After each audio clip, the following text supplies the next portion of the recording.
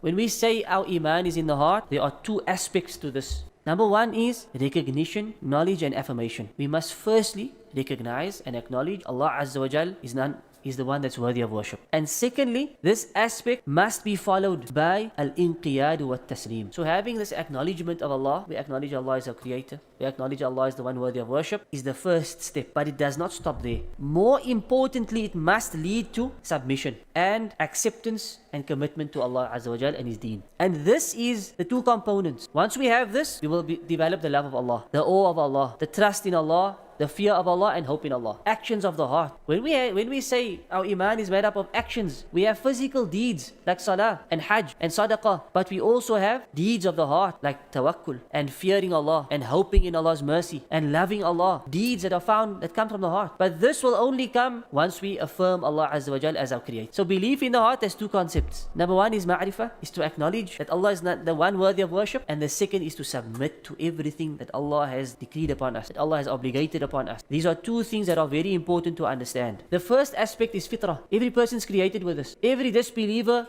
will be inclined towards this, towards acknowledging the one true deity that's worthy of worship. This is the fitrah Allah created us upon. And this is why Allah sent messengers? No, it's not why Allah sent messengers. Allah sent messengers for the second aspect, to get them to worshipping Him alone, to get them to submitting to His laws alone. Allah did not send messengers to tell people, acknowledge Allah, recognize Allah. Allah sent them to tell the people to submit to Allah alone, to worship Allah alone. And this is the subtle difference between the two. And as we said, this is the fitrah.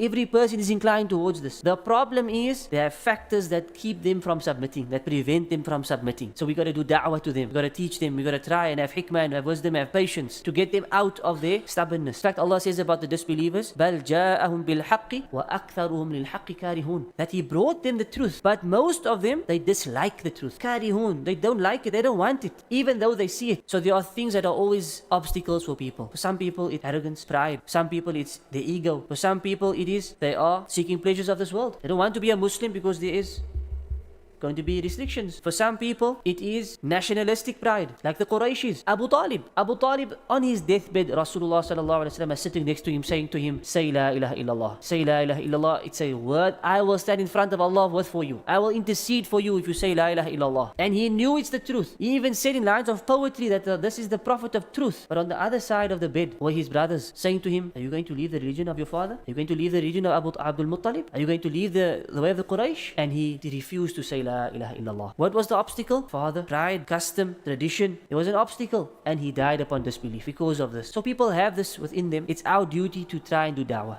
Allah guides the heart. That is up to Allah Azza wa Jal. So there are these two components. The one leads to the other. We got to recognize who Allah is, but that must lead to submission and action of the heart. Remember, we are talking about belief in the heart over here. When Allah speaks about the believers, He describes them as what? وَلَكِنَّ اللَّهَ حَبَّبَ إِلَيْكُمُ الْإِيمَانِ. Allah says He made faith, Iman, beloved to you. وَزَيَّنَهُ فِي قُلُوبِكُمْ, and He beautified it in your hearts. وَكَرَّهَ إِلَيْكُمُ الْكُفْرَ وَالْفُسُوقَ وَالْعِصْيَانِ, and He made disbelief, wickedness and disobedience hateful to you.